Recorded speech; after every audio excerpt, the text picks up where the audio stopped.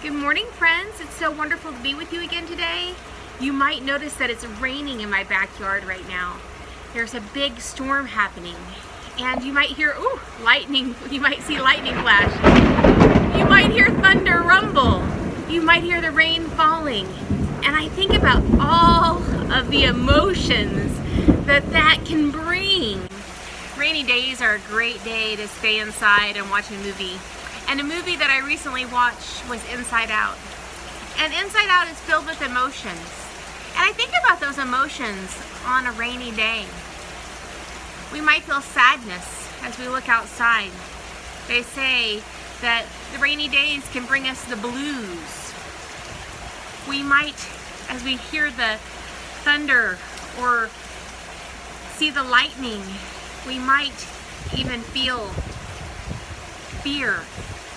We might be scared as we look outside. As we go outside, we might even be like, I'm just disgusted. It's a yucky day. And that disgust, oh my goodness, sometimes that disgust can bring us anger.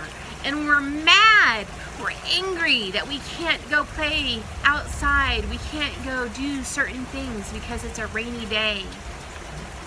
And then, as we think about the rain and the life that it brings with the plants and the animals and the rainbow at the end, we might experience that joy, that happiness that comes with the rainstorm. There's a lot of emotions there. So there's a lot to process just with a simple rainstorm. And as we think about Jesus and his followers, as we end this time of Lent this week, we are ending with the Holy Week. I think about all of the emotions that Jesus and his followers experienced that week. They started off and they felt joy. They felt joy as they entered into Jerusalem, and the people were waving the palm branches, just like so many of you did for us this morning. And then we know that Jesus, when he went into the temple, he actually showed us that he got angry. He turned over the tables and he was angry with the things people were doing, the decisions that they were making. I can only imagine that as Jesus sat with his friends at that Last Supper, that he knew that one of them was going to betray him and one of them was going to deny him. His friends, his closest friends. If I felt that, I would feel disgusted. I would just be disgusted. And as he was being arrested, as he was being taken away, as he was being tried, I am sure that Jesus felt fear. That he, even though he knew, I'm sure he felt that emotion of fear. And we know that as Jesus cried out, and as he died, and as his friends watched him die, we know that there was sadness.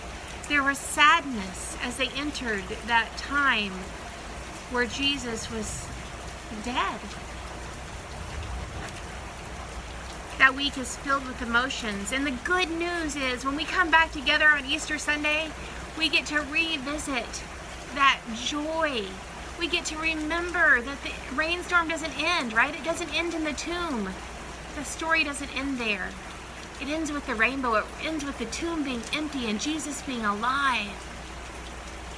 But until then, we need to experience the whole story and all of the emotions that come with it, right?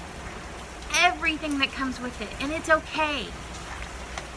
I'm going to send you a special surprise this week. And inside that surprise is going to be an egg carton that looks something like this. Maybe you'll decorate it just like my daughter had decorated hers. And inside that egg carton are going to be some plastic eggs, and they're filled with all kinds of surprises. But these surprises are a little bit different. These surprises are going to help you tell the story.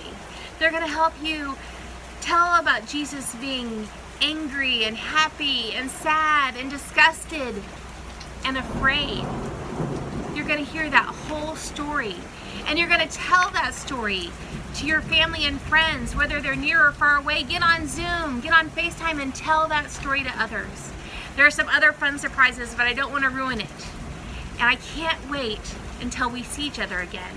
Until then, love God, love others. Amen.